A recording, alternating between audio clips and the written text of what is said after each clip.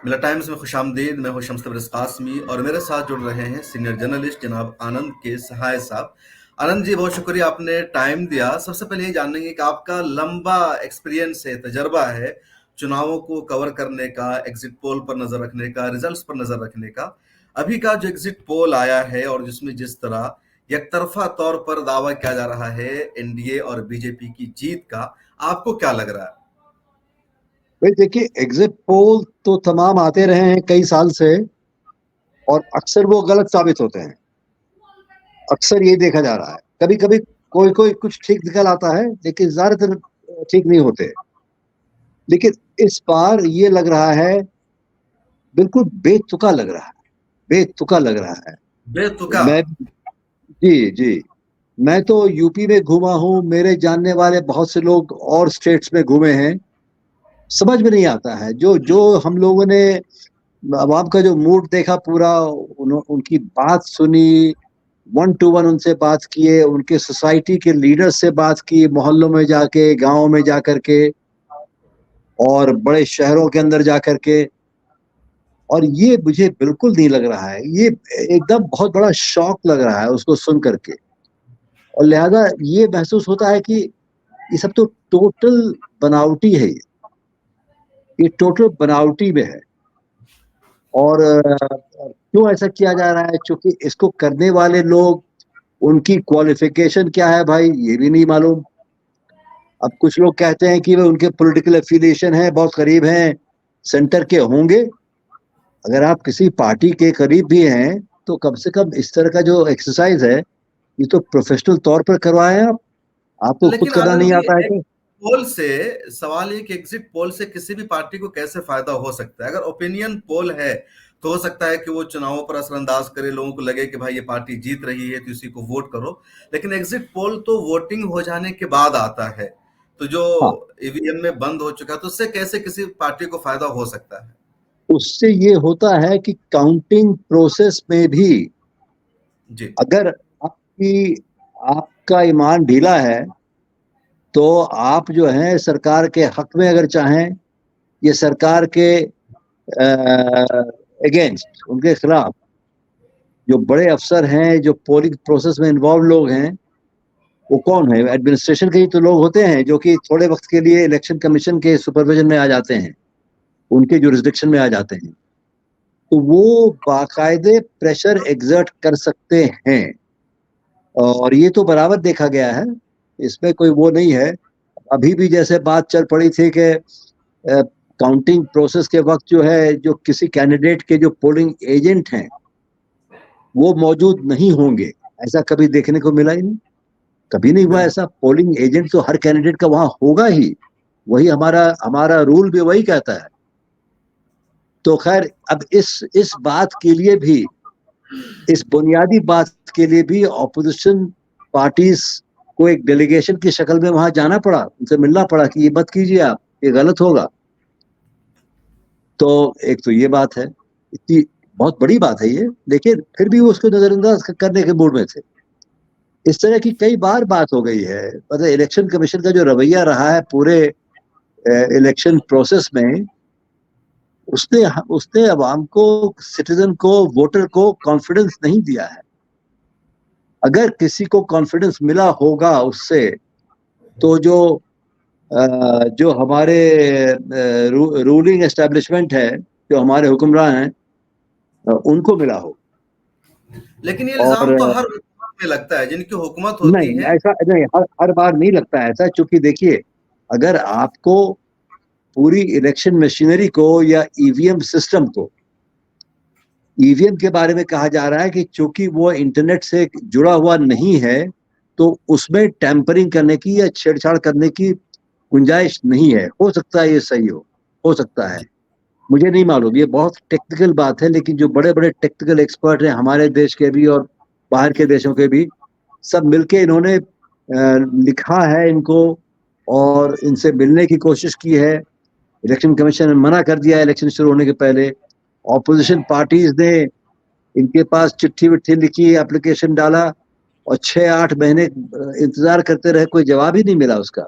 ये तो बहुत बड़ी खामी है हमारे सिस्टम की, इलेक्शन का मतलब है, इलेक्शन कमीशन का मतलब है, इलेक्शन प्रोसेस का मतलब है कि आप वोटर के दिल में कॉन्फिडेंस जगाएं, उसमें एक अ, अ, उसमें है ना भरोसा हो पूरी वोटिंग बिल्कुल। सिस्टम पे। लेकिन अन सब 2019 का चुनाव भी हमने भी देखा, आपने भी करीब से देखा होगा, और 24 का है। 19 में भी एग्जिट पोल यही था कि बीजेपी जीतेगी, और बीजेपी जीत गई।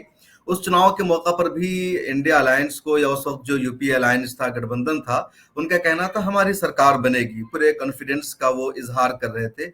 इस मर्तबा भी इसी तरह कॉन्फिडेंस का इजहार किया जा रहा है कांग्रेस की तरफ से। कांग्रेस ने अपना एग्जिट पोल जारी किया 295 का। एग्जिट पोल कुछ और कह रहा है। तो 2019 में भी एग्जिट पोल सही साबित हुआ, और जो कांग्रेस का अपना अंदाजा था गलत साबित हुआ। इस मर्तबा कैसे कहा जा सकता है कि एग्जिट पोल गलत साबित होगा? वो यूं कहा जा सकता है, आपकी बात सही है कि 2019 में भी उन्होंने कहा था कि ये बीजेपी की सरकार बहुत अच्छे नंबर से वापस आ रही है, आई। सबने देखा पूरे चुनाव के प्रोसेस में, पूरे इलेक्शन प्रोसेस में, कि कांग्रेस पार्टी गायब थे इलेक्शन सीन से ही। जी। वो तो लड़ी नहीं थे इलेक्शन। तो किसी को कोई ताज्जुब नहीं हुआ जबकि एग्जिट पोल ने कहा कि भाई ये आने वाले हैं बहुत अच्छे नंबर लेके, और फिर रिजल्ट में भी वही आया। कोई सरप्राइज नहीं हुआ, कांग्रेस पार्टी खुद भी सरप्राइज नहीं हुई। देखिए इस बार जो है, जो माहौल है, पब्लिक माहौल, जो पॉलिटिकल माहौल है देश में, यहां तक कि बीजेपी की जो सबसे अंदर की जो लेयर है वो आरएसएस है। बीजेपी तो आरएसएस की एक बनाई हुई चीज है, जैसे कि और मुख्तलिफ ऑर्गेनाइजेशंस हैं। जी, एक ठीक उनका है। पॉलिटिकल विंग है। हाँ, तो आरएसएस जो है वो मदर बॉडी है, वो मदरशिप है। अब आरएसएस के अंदर हमने पाया, कई जगहों में यूपी में हमें सुनने को मिला, देखने को मिला, आरएसएस के लोगों से बात करने का मौका भी मिला। और उनमें से तो एक साहब ने तो हमसे कहा बनारस में कि हम नोटा पे वोट दबाएंगे, हम मौजूदा गवर्नमेंट को वोट नहीं देंगे अपना। तो ठीक है, हम ऑपोजिशन को ना दें, लेकिन हम नोटा पे दबाएंगे।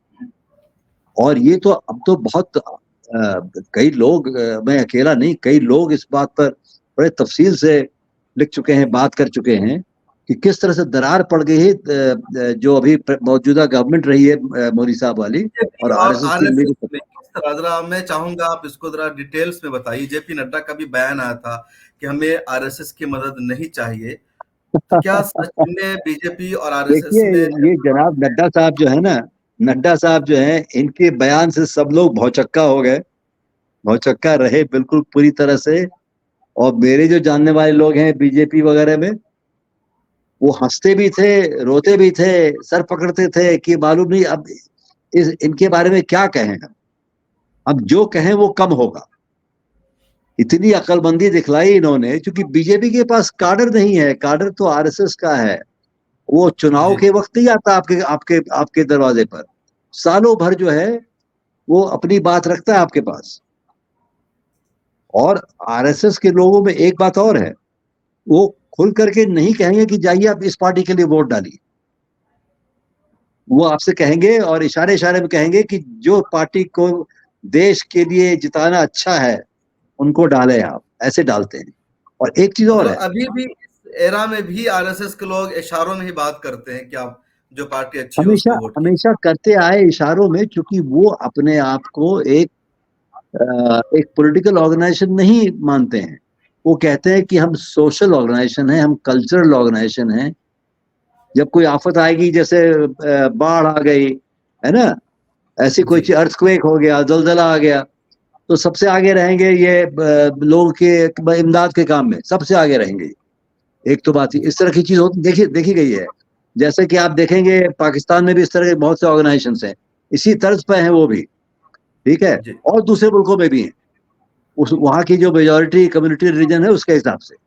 एक तो ये है। दूसरे, गांधी जी के असैसिनेशन के बाद से सन 48 में इनके ऊपर पाबंदी लग गई थी। सरदार वल्लभ भाई पटेल होम मिनिस्टर थे, उन्होंने पाबंदी लगा दी थी, तो सब कुछ इनका बंद हो गया था। जब पाबंदी हटाई गई कुछ रोज के बाद, तो फिर ये हुआ, तब से इन्होंने ये रुख अख्तियार किया है कि हम पॉलिटिकल ऑर्गेनाइजेशन नहीं। फिर भी बाद में सन 51 में इन्होंने भारतीय जनसंघ नाम की पार्टी शुरू किया, क्योंकि इनको जरूरत थी कि पॉलिटिकल रिप्रेजेंटेशन डायरेक्ट तरीके से हो और करने वाला कोई हो, कोई पार्टी हो। तो वैसी जी पार्टी जनसंघ बनी, जो कि आरएसएस की जो सोच है, आइडियोलॉजिकल सोच है, उससे बिल्कुल वही उसी से पैदा हुई पार्टी। और उन्होंने अपनी बात को आगे बढ़ाया, वो सब किया। तो उसमें हिंदू कॉन्शियसनेस को जगाना और इस तरह की बहुत सारी बातें हैं, अब उसमें जाने की अभी जरूरत नहीं है, लोग जानते हैं आरएसएस के बारे में, धीरे धीरे जान पड़े हैं। लेकिन डायरेक्टली पॉलिटिकल ऑर्गेनाइजेशन नहीं है, अपना झंडा लेकर नहीं जाते हैं वो अपने तरह का इंकलाब लाने के लिए, वो सब नहीं करते हैं वो। जी लेकिन बीजेपी के अंदर, जैसे कि पहले जनसंघ के अंदर आप अमूमन देखेंगे कि जो ऑर्गेनाइजिंग सेक्रेटरी होते हैं हर जगह, वो इन्हीं के लोग होते हैं। इनके पास सोच समझ होती है ये सब काम करने की, ऑर्गेनाइजेशन को दुरुस्त करने की, ठीक ठाक करने की, कैसे किसी को पकड़ना है, किसी सिचुएशन से फायदे कैसे निकालने हैं, और ये करना है वो करना है, जो अपना मुखालिफ है उस पर कैसे ये करना है, उसको ठीक करना है, ये सब ये जानते हैं, ये जोड़ तोड़, बड़े होशियार लोग हैं। तो और बीजेपी ये में भी देखते अभी हैं। उन्हीं के लोग हैं क्या? हाँ? बीजेपी में भी जो ऑर्गेनाइजेशन को संभाल रहे हैं, संगठन को देख रहे हैं, वो आरएसएस के लोग हैं क्या? अरे ऊपर से नीचे तो यही है, हमारे प्राइम मिनिस्टर खुद आरएसएस से निकले हुए हैं। सारे टॉप कैबिनेट मिनिस्टर जो हैं, दो एक को छोड़ करके, जो कि शो जी पीस हैं, उनको छोड़ करके बाकी सब ऐसे ही हैं। लेकिन एक मुसीबत ये भी है कि आरएसएस नाम का जो ऑर्गेनाइजेशन है ना, वो सरकार भले आपके मन के लायक सरकार बन के आ गई हो, लेकिन एक बहुत जरूरी चीज है, अगर वो सरकार ऐसी ऐसी पॉलिसी ले रही है, वो रुख अख्तियार कर रही जिससे कि पब्लिक के अंदर नाखुशी है, बड़े बड़े पैमाने पे, ये नहीं कि कोई बिल्कुल। एक तबका हो, बड़े पैमाने पर, एक्सटेंसिव, तो ये उस पर जो सरकार के ऊपर जो क्रिटिसिज्म होती है, उससे ये बचते हैं, कह रहे भाई वो आपकी जिम्मेवारी है, आप हमें मत लाइए उस पर। ये बिल्कुल। भी है। तो इसलिए भी जब भी आरएसएस के काम करने वाले लोग जो है ग्राउंड पे प्रचार करने वाले लोग जब जाते हैं वहां पे, गली मोहल्ले में, गांव में, तो लोग बड़े डिफिकल्ट सवाल पूछते हैं इनसे, जो रोजमर्रा की लाइफ है उसके बारे में, उनके पास कोई जवाब नहीं होता, तो बेचारे एक तरफ हो गए। तो मतलब इस मर्तबा आरएसएस के जो वर्कर हैं, जो पूरी आरएसएस है, वो बीजेपी से अलग रही, उन्होंने सपोर्ट नहीं किया। ये कहना ज्यादा बेहतर होगा कि वो कोई ढीले पड़ गए हैं। अब ढीले ऐसे पड़ गए। मैंने इतनी बेरुखी तो नहीं दिखलाई कि हम मुंह मोड़ के बैठ गए, वैसा तो नहीं होगा। हम्म। गए, लेकिन पूरे मन से नहीं गए, क्योंकि समझ गए कि पब्लिक का मूड जो है बिल्कुल इसका उल्टा है, जो सरकार ने जो जो किया है उसका असर बहुत अच्छा नहीं रहा है।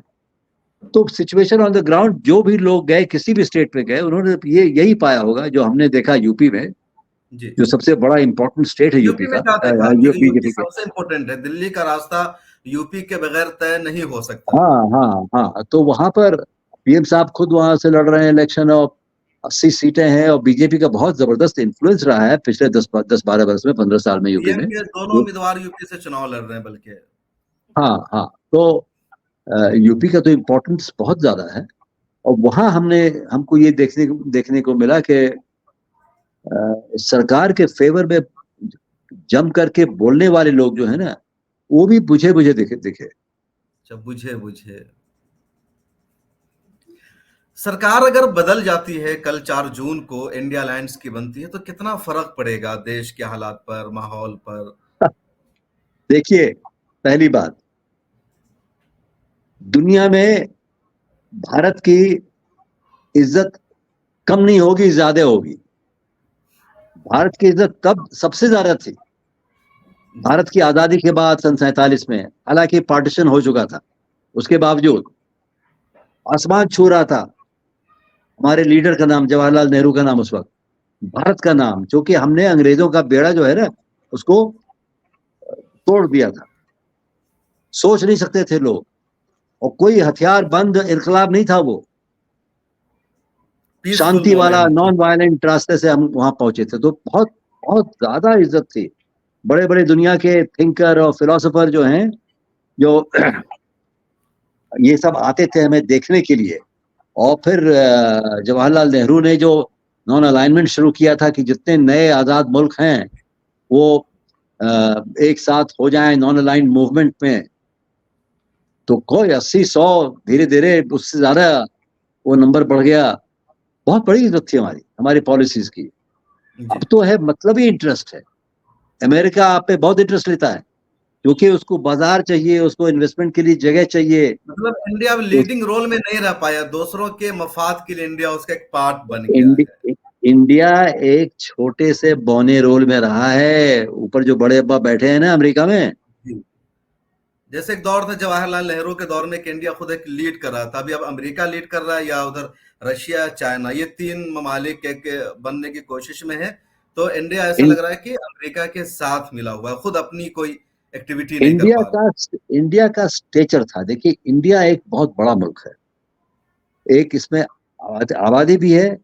अच्छा जब हम गरीब भी थे, अब तो हम जी। काफी हम तरक्की कर चुके हैं पिछले 60-70 साल में। वो सारी तरक्की पिछले 10 बरस की नहीं है, माफ कीजिएगा। जितने बड़े बड़े इंस्टीट्यूशंस हैं, कारखाने हैं, ये हैं, खेत खलिहान के लिए जो कुछ करना है सब उस दौर में हुआ। अभी तो उसको उल्टा जा रहा है बहुत सी चीजों को।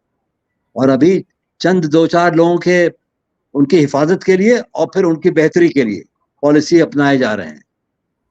तो वो सब जाने दीजिए, वो एक डिटेल की बात है। लेकिन जी। बड़े दानिशमंद लोग दुनिया भर के आकर के देखते थे यह क्या, ये किस चिड़िया का नाम है। अभी अभी तो गुलाम मुल्क था ये, इतना आगे क्यों चला गया इतनी जल्दी। सोच में दुनिया की सोच करने वाले लोग जो है ना, फिक्रमंद लोग जो हैं, वो आके यहाँ स्टडी करते थे। अब तो कहते हैं भाई हम जो कहेंगे वो तो मानेंगे ही, हमारा कहाँ मानेंगे, कहाँ जाएंगे, कितनी दूर भागेंगे हमसे। ये मामला है, फर्क ये है। तो अगर सरकार बदली, अब क्या होगा तो कल कल पता चलेगा बक्सा खुलने पर। लेकिन अगर वो हुआ, अगर वो ऑल्टरनेटिव हम ला सके जो कि अवाम चाहती है, मेरा ख्याल है वो होगा नहीं होगा। जो इलेक्शन कराने वाले लोग हैं, वो जो प्रोसेसेस हैं उसमें कोई दाव पेच चलेंगे तो उसका अंजाम क्या होगा हमको कुछ नहीं मालूम है।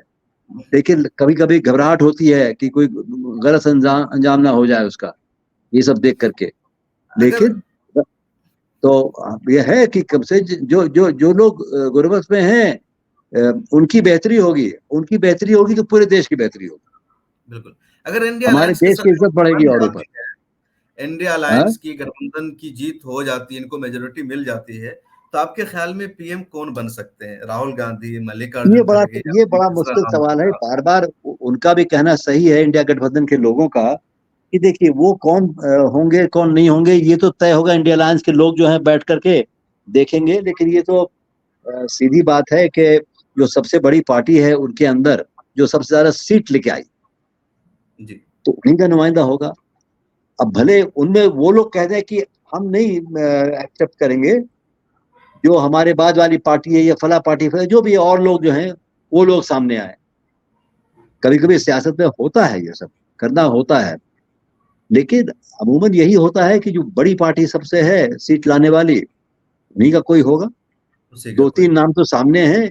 एक तो खड़गे साहब का नाम है, प्रेसिडेंट है पार्टी के।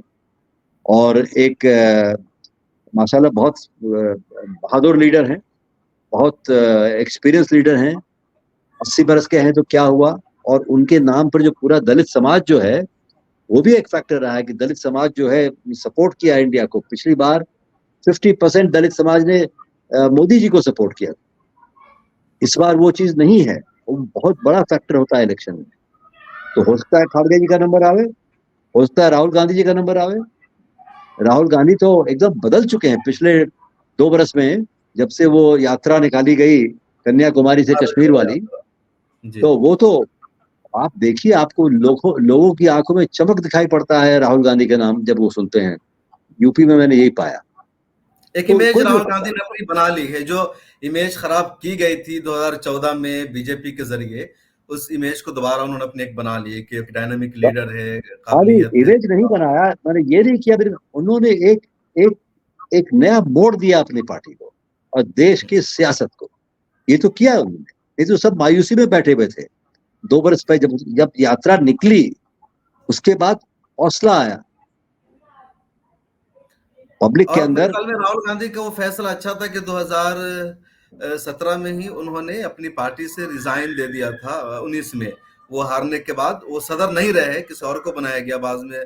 तो ये अच्छा था ताकि राहुल गांधी को ज्यादा जाने का, उभरने ये का बहुत मौका अच्छी मिले। बात थी, ये बहुत अच्छी बात थी। जमहूरियत के अंदर जो है, जो जो भी जिस पोजीशन पर है जिम्मेवारी के, अगर वो चूक गया, उसका उसे पूरी कोशिश की, भले ये सब होता है, फेलियर और सक्सेस तो है अपने हमारे हर हर किसी के लाइफ का हिस्सा है वो। तो उनको तो कायदे से देना ही चाहिए था, उन्होंने दिया, तो मैं नहीं मानता वो बहुत बड़ी बात है। देना चाहिए था, दिया। अगर अगर नहीं देते तो हम कहते, हम पूछते, सवाल पूछते क्यों नहीं दिया आपने, आपको देना चाहिए, अभी दीजिए। एक आखिरी सवाल करेंगे। इंडिया में जो इलेक्शन का प्रोसेस है उस पर सवाल उठने लगा है अब कि 2 महीना लंबा चुनाव होने लगा है, फिर काउंटिंग में भी 3-4 दिनों की ताखिर होती है। 1 जून को वोटिंग पूरी हो गई, फिर 4 जून के बाद काउंटिंग हो रही है। तो लोग इस पर सवाल उठा रहे हैं कि जैसे बाहर के देशों में काउंटिंग कंप्लीट होती है, कुछ घंटों के बाद ही वोटिंग कंप्लीट होती है और कुछ घंटों के बाद काउंटिंग शुरू हो जाती है। तो क्या इंडिया में भी इस तरह का पॉसिबल है या जो हो रहा है ठीक है? भाई देखिए, हमको तो लगता है कि इलेक्शन प्रोसेस 2 महीने का बहुत लंबा खिंच गया। 7 स्टेज में, 7 फेजेस में हमारा इलेक्शन हुआ है पूरा। उसकी जरूरत तो जी। नहीं थी, उसकी कोई जरूरत नहीं थी। यूपी में 80 सीट है, 80 को तकसीम करिए 7 से, तो 10-10 औसत, 8-10-11-12 मैक्सिमम सीट पर हर फेज में जा रहा है। क्या क्या इसका क्या मतलब है? तो उस वक्त यही कहा जा रहा था, ये सिर्फ मौका दिया जा रहा है बीजेपी को, उनके बड़े लीडर्स को, और सबसे ज्यादा जरूरी बात के पीएम साहब को, कि बार बार बार बार हर जगह जाएं। पूरे उनको लगता था हिंदुस्तान कि में घूमे। हमारे पीएम साहब पहुंचेंगे जहां, तो एकदम बिजली कौंधेगी, और पब्लिक जो है एकदम इंस्पायर्ड फील करेगी। हुआ इसका उल्टा। इस दफे का चुनाव जो है, इंडिया के बड़े हिंदी स्पीकिंग स्टेट्स में प्राइम मिनिस्टर मोदी साहब के नाम पे नहीं हुआ है। पहले था ना कि मोदी हैं तो मुमकिन है, और मोदी जी जिसको भी खड़ा कर दें वो जीत जाएगा। अब इस बार नहीं थी वो बात। साफ साफ लोग कहते थे हम जो है कैंडिडेट को देख करके बात करेंगे। तो वो जो कैलकुलेशन थी कि 7 स्टेज खींचिए, इनको मौका दीजिए, एक बार नहीं, 2 बार, 3 बार, 4 बार घूमें, हर जगह पे जाके रोड शो करें, माने पब्लिक को मोबिलाइज करें। एक बड़ा प्रोपेगेंडा होता है। और टीवी टीवी तो आप देख ही रहे हैं कि सारे 10 बरस से टीवी का क्या हाल है, जी। और मेन स्ट्रीम मीडिया का क्या हाल है।